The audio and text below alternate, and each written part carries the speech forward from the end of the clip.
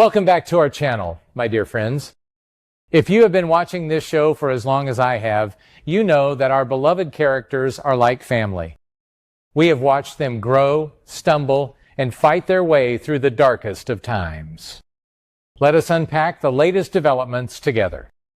The core of this chilling saga revolves around Jocelyn's horrifying captivity at the hands of Cassius, a man who is twistedly masquerading under the beloved face of Nathan West. For those of us who still hold a special place in our hearts for the real Nathan, seeing his visage used as a mask for such sadistic cruelty adds an entirely new layer of emotional distress to the viewing experience.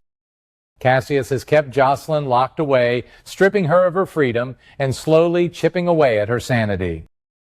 We have seen Jocelyn try absolutely everything within her power to break free from her chains, fighting with the kind of desperate, clawing determination that reminds us so much of Carly in her younger, more reckless days.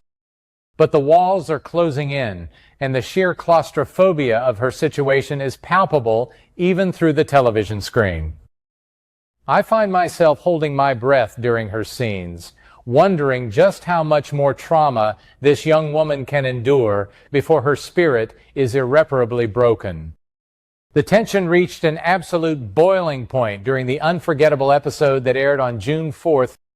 In a sequence that had me gripping the edge of my seat, Jocelyn believed she had finally found a window of opportunity to execute a daring escape. The adrenaline of that moment was expertly crafted by the directors, allowing us to feel the frantic beating of Jocelyn's heart as she maneuvered through the shadows of her confinement. For a fleeting, glorious second, we were allowed to hope that her nightmare was coming to an end. But in true General Hospital fashion, that hope was violently snatched away by the sudden, terrifying intervention of Jen Sidwell. Sidwell's presence in Port Charles has always been a harbinger of profound danger, but seeing him step into Jocelyn's path was a moment of pure, unadulterated dread. He is a man who operates without a shred of human empathy, and his immediate reaction was to eliminate the problem by almost killing Jocelyn right there on the spot. The dynamic that unfolded next was a masterclass in psychological manipulation and twisted villainy. Just as Sidwell prepared to deliver a fatal blow, Cassius shockingly intervened, pulling Jocelyn back from the brink of death. Now, as seasoned viewers, we know better than to mistake this intervention for an act of mercy or sudden moral clarity. Cassius did not save Jocelyn because he cares for her life. He saved her because she is a crucial pawn in his immensely convoluted and sinister endgame. By pulling her back from Sidwell's lethal grasp, Cassius reasserted his dominance over her existence, effectively communicating that she lives and dies entirely on his terms. This kind of psychological warfare is profoundly disturbing, and it sets the stage for a prolonged period of suffering as Jocelyn is dragged back into the dark, suffocating reality of her hostage situation. Yet, even in the face of this crushing defeat, Jocelyn proved that the Spencer and Corinthos fire within her has not been entirely extinguished. Before she was fully subdued and returned to her bleak confinement, Jocelyn managed to execute a desperately brilliant, stealthy maneuver that has left me buzzing with anticipation. In a moment of quiet defiance, she discreetly slipped her ring off her finger and allowed it to fall to the floor. This single, silent action speaks volumes about her character. It is a classic breadcrumb technique, a desperate plea for salvation cast into the dark in the fragile hope that someone, anyone, will recognize it. As a critic, I deeply appreciate these small, nuanced choices in storytelling. That ring is no longer just a piece of jewelry. It is a beacon of hope, a physical manifestation of Jocelyn's will to survive. The burning question that now consumes my thoughts is, who will be the one to discover this vital clue? The writers have brilliantly positioned several key players in the vicinity, creating a tantalizing web of possibilities that could dictate the entire future of this storyline. The most immediate and emotionally resonant possibility is that her uncle, Lucas Jones, will stumble upon the ring. Lucas is currently residing at Windermere, completely oblivious to the mortal danger that is encroaching upon the estate and the terrifying secrets hidden within its walls. The bond between Lucas and his niece has always been a touching element of the show, grounded in genuine familial affection. It is highly plausible that Lucas, perhaps having gifted her that very ring or simply knowing her tastes intimately, would instantly recognize it. The thought of Lucas picking up that small piece of metal and feeling the sudden, chilling realization that Jocelyn is trapped nearby is a thrilling prospect. It would thrust Lucas, who often represents the pure, moral center of his turbulent family, directly into the heart of a high-stakes rescue mission. We have always wanted to see Lucas given a more proactive, heroic role, and this could be his defining moment to shine.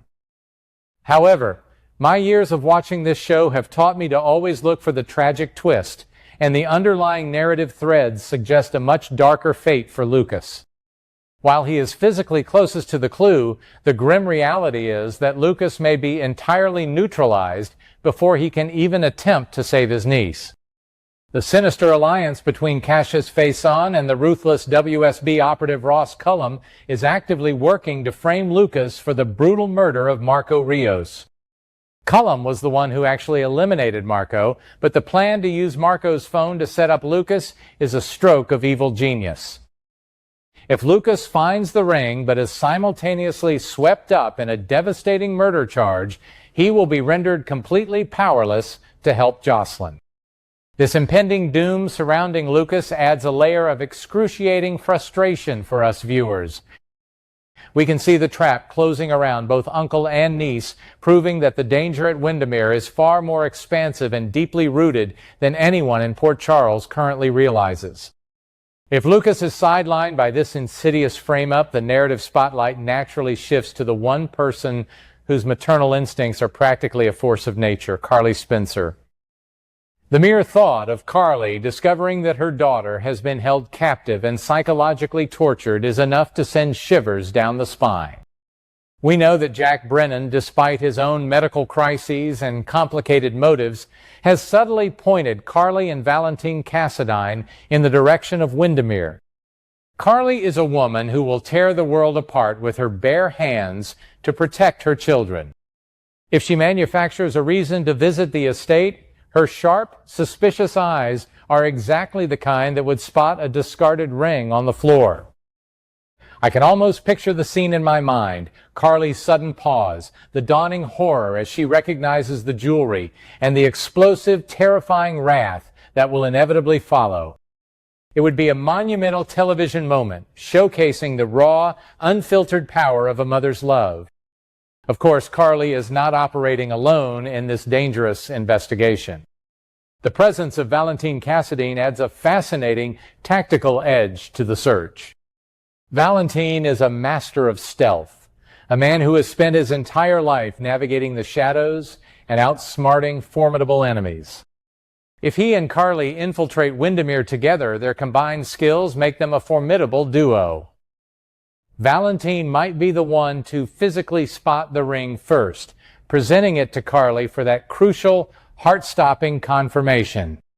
This partnership is incredibly compelling because it merges Carly's emotional volatility with Valentine's cold, calculating precision. If they confirm the ring belongs to Jocelyn, it validates all their suspicions and transforms their covert investigation into a frantic, high-stakes rescue operation.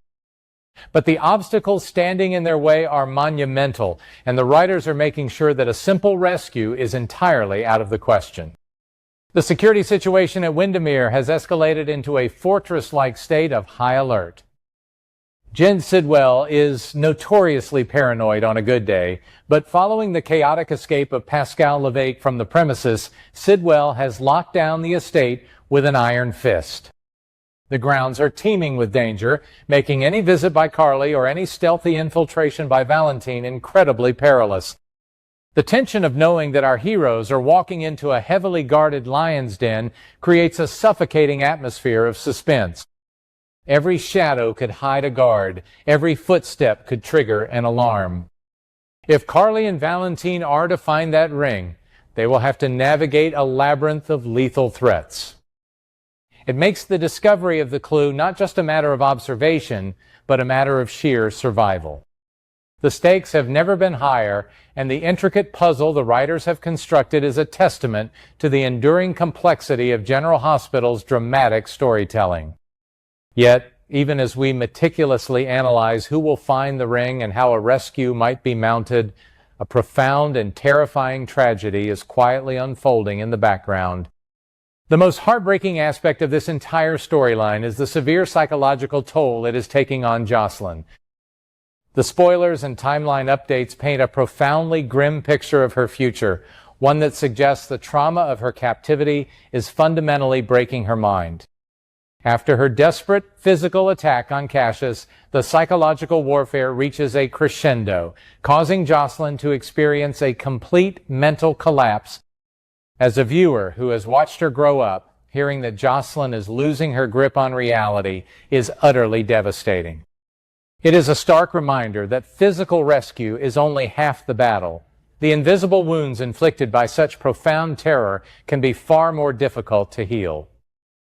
The writers are not shying away from the ugly, lasting consequences of trauma, pushing this narrative into incredibly dark and mature territory.